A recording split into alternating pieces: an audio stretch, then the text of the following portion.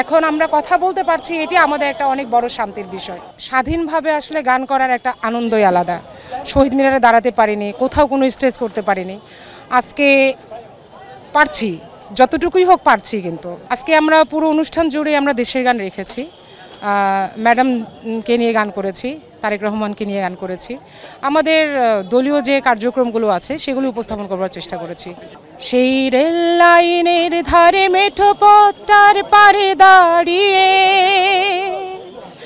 এক মধ্যবয়সী নারী এখনো রয়েছে হাত বাড়িয়ে। আসলে অনুভূতি কখনো প্রকাশ করা যায় না, অনুভূতি জিনিসগুলো কিন্তু অনুভূতি থেকেই বুঝে নিতে হয়।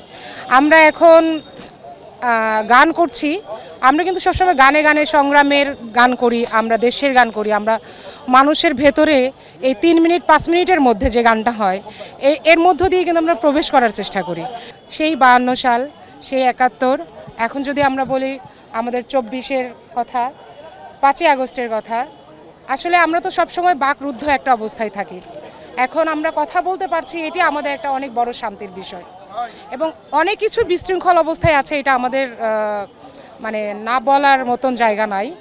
আমরা আশা করছি একটা নির্বাচন হয়ে যাওয়ার পরে নিশ্চয়ই জায়গাটা আরও সুন্দর, এবং আগামীর প্রত্যাশা রাখছি যে অনেক সুন্দরভাবে দেশটাকে গঠন করা সম্ভব।